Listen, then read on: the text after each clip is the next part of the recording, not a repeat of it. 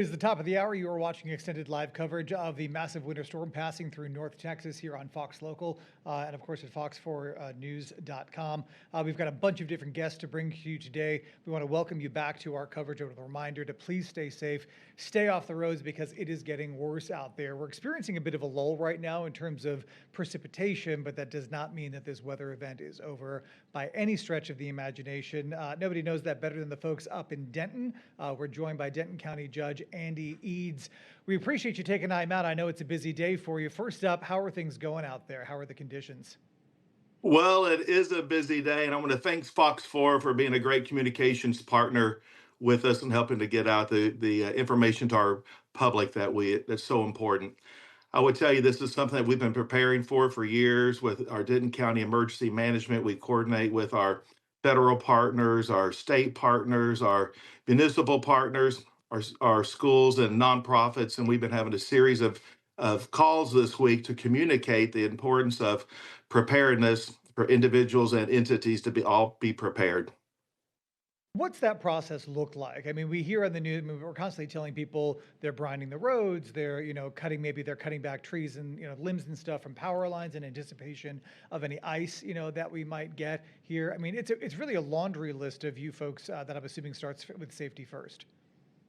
Oh, absolutely. Well, administratively, we have these coordination calls throughout the incident with all of our partners, as I identified earlier. But we do training throughout the year to make sure that we're prepared not only for cold weather, but for the wonderful storms that we seem to get in the springtime with water and floods and tornadoes and all kinds of things. But for this incident, we've done a lot of preparedness. Obviously, our dispatch at the sheriff's office has been prepared 24/7, answering those calls.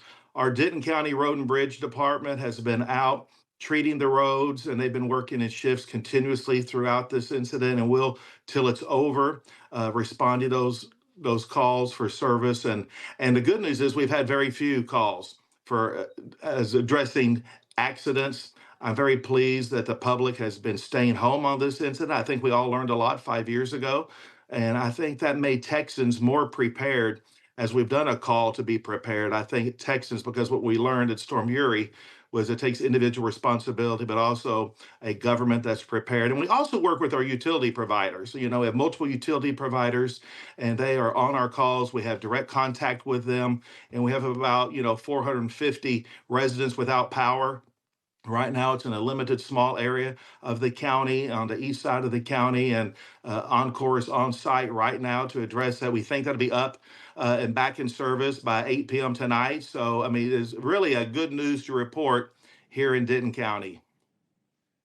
You had mentioned the storm 5 years ago. Of course, it's something that's still really fresh on the mind of a lot of people here in North Texas, Yeah. especially as we now experience another storm. Have you had a chance to go outside today? How are conditions as compared to how they were then? Oh, well, it's cold like it was last time, and obviously a lot of precipitation on the ground. But we're not dealing with the power outage. I mean, and I think dealing with the power outage was something that was just really kind of unprecedented in Texas history. And so your local leaders were working to address, statewide concerns that were brought down on the local level. And so your locals are having to work with utility providers and make sure that the rotations were addressing the local entities that were impacted. And back then we had a lot of group homes that were not on the registry list. And so their power was cut off. And so we had to scramble to help make sure that they were getting the life-saving electricity for their residents. And so there's a lot of lessons learned by those local providers and the nursing homes and the other utilities. And I think the state did a good job in responding to that with the STEER registry, which you can find on dentoncounty.gov, and other local jurisdictions. They have that to remind people that they can register for that registry down in Austin. So make sure that if they have a medical necessity as it relates to utilities, they can be addressed.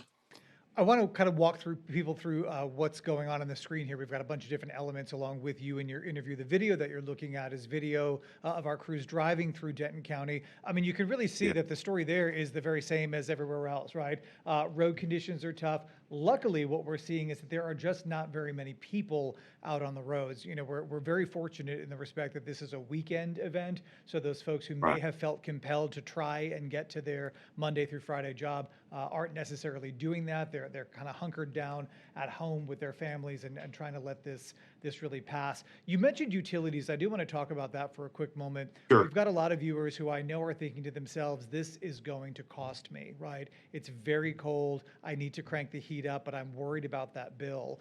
For you folks in Denton, how do people best navigate that kind of thing? I mean, on the one hand, you say, you know what, use what you need to, and we'll deal with the paying for it part later. Yeah, we're really not dealing with utility outages, which is important. And I really thought that with the projected freezing rain that they talked about, now we've had lots of sleet and snow on the en route. And it's important to remember that we're not out of this incident. Here it is 1 o'clock on Saturday afternoon, but we have more heading our way later today. And with the temperatures not expected to rise above freezing until Tuesday, this is going to be obviously a Saturday, Sunday, Monday, and Tuesday impact. But as far as utilities, we're hoping that the utility grid will continue to function as it's been planned, and ERCOT is functioning as it's planned, and the local, again, I said we already have a few outages on the east side of the county, and the good news is Encore is on site and looks to have that remedied by 8 o'clock tonight. So I think everybody just needs to utilize take care and caution on how they're utilizing the electric grid, but obviously stay warm. Yeah, for sure. We're really fortunate to have a wonderful viewership base in Denton County. We've got a lot of folks out Yeah. there that are tuning in, a lot of folks that are listening to you right now. If there's one message that you want to make sure that the residents up there are hearing, what would that be? I think it's to continue to stay home. Continue to stay home. I think that's the most important message that I could publicly communicate. My brother-in-law is a fire captain, and my sister-in-law called us this morning and said, everybody needs to keep the first responders board, stay home. And I think that's a pretty good. I think it's a pretty good line. And again, we're not having the difficulties with our transportation system because the public is responding, your public sector is responding. A few years ago we had a massive wreck up on the northern part of the county on 35 up in Sanger, and it backed all the way up to Waco. We had people calling us from Waco, because of the traffic congestion. We were having to mobilize crews to get uh, trucks out of the road and into the ditch so that we could get the freeway open. We're really not experiencing that this time. And so, but by people staying home, it's reducing the opportunity for collisions and accidents. And I'm pleased to report we've had no fatalities. And so things are working well. Our schools are across the county have declared they're going to be closing for Monday.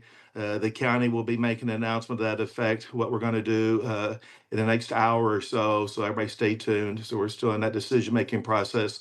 So I will say that, the county runs the elections for the city of Frisco and for the city of Plano. And so those elections for a special called election for their city council was going to happen today, and their election day is actually next Tuesday. But those elections were canceled for today, not only in Denton County but Collin County, and so we are going to. So that was an impact, and so anyway, so.